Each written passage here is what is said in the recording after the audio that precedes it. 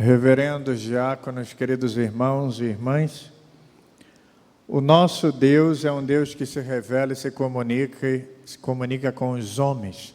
Essa revelação, comunhão, se torna presente na história através dos sinais, através da palavra, pode ser ela escrita ou gestual, mas cujo centro é o próprio Jesus Cristo, a palavra encarnada. Deus de Abraão, Deus de Isaac, Deus de Jacó, Deus dos patriarcas, Deus de Jesus Cristo, não é um Deus que se revela simplesmente através dos fenômenos naturais, como muitos pensam, mas se revela através da história dos homens. Ou seja, onde Deus ali se comunica, onde Deus se mostra, onde Deus se revela ou revela quem Ele é. É interessante também que essa concepção de um Deus Criador só veio depois. Primeiro o povo foi liberto do Egito, da escravidão, e somente após isso tomou consciência que aquele mesmo Deus que libertou o povo do Egito é o mesmo que criou o céu e a terra. Agora, é em Jesus Cristo que esta revelação se torna de modo perfeita. Quem me vê, vê o Pai, disse Jesus.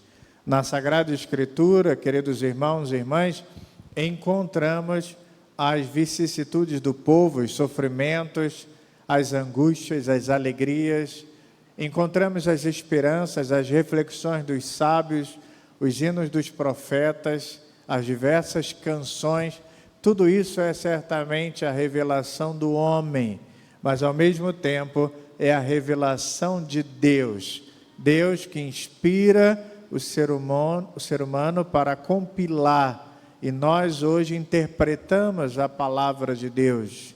E é a palavra de Deus que se torna a luz, que ilumina, nos capacita também a ler a história, a ler a nossa vida, porque também fazemos parte dessa história da salvação. E mais, nos ajuda também a descobrir e também a encontrar esse Deus no cotidiano da vida. Sabemos também, queridos irmãos e irmãs, que a palavra de Deus torna-se eficaz no gesto sacramental. Até porque o sacramento sempre realiza aquilo que a palavra anuncia. Lembremos aquilo que disse o Papa Francisco quando ele pregava no domingo da Quaresma, lá no ano de 2017. Ele disse assim: se tivéssemos a palavra de Deus sempre no coração, nenhuma tentação poderia nos afastar de Deus e nenhum obstáculo poderia nos desviar do caminho do bem. Então cabe hoje, nesta liturgia, fazermos o nosso exame de consciência ou refletirmos a nossa adesão à palavra, o nosso compromisso com a palavra de Deus. Se estamos lendo a Sagrada Escritura, se estamos meditando ou colocando em prática a boa nova do Senhor. A primeira leitura de hoje, amados, nos mostra e manifesta a relação da palavra de Deus e da comunidade após o exílio. Aqui acontece a proclamação da lei, mas também a renovação da aliança com Yahvé. Percebemos com isso que a palavra de Deus, ela vai ocupar um lugar central na liturgia e na assembleia daquele povo reunido. E poderíamos também verificar se a palavra de Deus é de fato, ou ocupa de fato um lugar central na nossa vida. Daí encontramos a alegria do povo pelo reencontro com a lei do Senhor. Por isso, a palavra de Deus sempre provocará esta alegria, não só no coração daquele povo, mas também no nosso coração. Desde a semana passada, a segunda leitura da Carta de São Paulo mostra de fato a questão da unidade. A unidade que se instaura na vida dos cristãos a partir ou por meio da relação do batismo. Aqui não é diferente. Paulo, ele quase que continua o seu pensamento, trazendo para nós o tema dos carismas. Paulo diz que formamos um só corpo, São os primeiros versículos da segunda leitura de hoje, mas constata também que nesta unidade somos diferentes. Somos diferentes por causa das diversidades, dos carismas, dos dons, mas formamos esta unidade. Por isso, cada vez que colocamos o dom, o carisma a serviço da comunidade, mais a unidade acontece. O contrário também. Quanto menos colocamos ou estamos dispostos a viver os nossos carismas no meio da comunidade, menos afirmamos esta unidade. Lucas, portanto, na liturgia de hoje, narra a atividade de Jesus com jeito de historiador, não no sentido moderno da palavra, como aquele que está lá nas escavações ou até mesmo da biblioteca, mas no sentido antigo, alguém que sabe contar, revelar as histórias, colocando os fatos, nos levando a entrar naquele ambiente, naquele cenário. Esse evangelho é a prova disso. Por isso, sua intenção é mostrar aos primeiros cristãos quem foi e o que fez Jesus de Nazaré. Jesus, então, ele abre o rolo do profeta Isaías e no texto fala da missão do mensageiro de Deus que veio para instaurar não só a verdadeira justiça, mas trazer a liberdade. E por fim, justamente na opressão e realizar uma sociedade realmente fraterna, como convém ao povo de Deus ou como está presente na primeira leitura de hoje. Amados irmãos e irmãs, proclamando então que esta profecia do Evangelho se realizou não só naquela época, mas se realiza no tempo ou no hoje da nossa vida, Jesus ele vem nos ensinar ou trazer dois tipos de ensinamento para cada um de nós. Primeiro, ele se identifica como mensageiro para levar a boa nova aos oprimidos. E segundo, ele anuncia o início do tempo messiânico, proclamando, anunciando ou provocando aqui uma certa reação negativa por parte do povo, que será também narrada no próximo domingo. Mas duas coisas são importantes dentro desta liturgia para a nossa meditação. A primeira é a intenção do próprio evangelista Lucas, como já afirmamos, que mostrar aos primeiros cristãos quem foi o que fez Jesus de Nazaré. Diz o texto: e para vós quem eu sou? Jesus uma vez, dizendo aos apóstolos, ele pergunta: e para vós quem eu sou? Conseguimos responder hoje? Somos capazes de afirmar, falar daquele que é o centro da palavra, que é o centro da nossa vida, que é o centro da liturgia? Será que conseguimos responder de fato essa pergunta?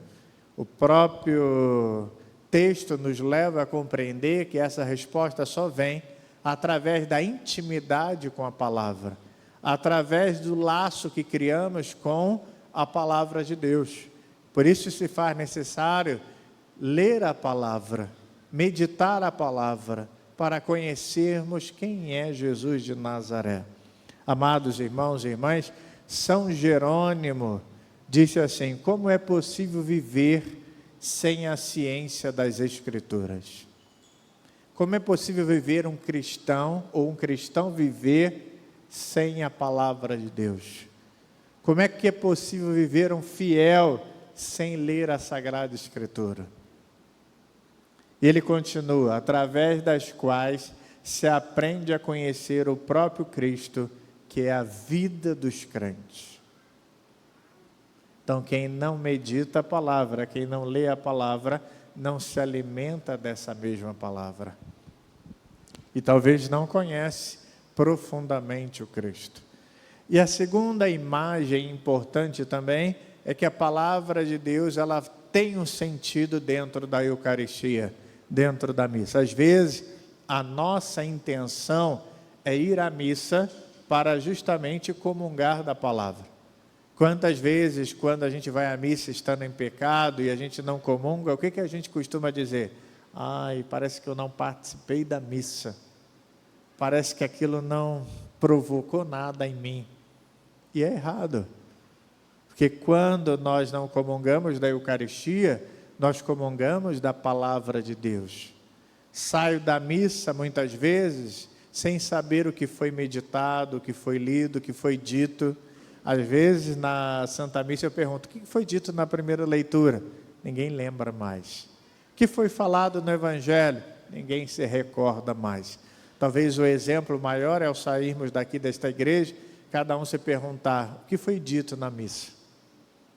Para verificar se estamos dando crédito, amor à palavra de Deus. E o pior, quantas vezes eu venho na igreja, venho na missa pensando, tomara que o padre não fale demais, ou tomara que a missa não demore, até porque eu tenho tantas coisas para fazer e a liturgia é quase que um segundo plano, uma realidade diferente para a nossa vida. Lembremos, queridos irmãos e irmãs, que a igreja sempre nos estimulou a viver esta realidade da liturgia, da palavra e da liturgia eucarística como duas grandes mesas. Geralmente a mesa, a gente almoça, come, ceia, e é justamente isso. Aqui é a mesa da palavra e ali é a mesa da Eucaristia. A igreja trata essas duas realidades como realidades para alimentar o homem. Aqui nos alimentamos da palavra de Deus.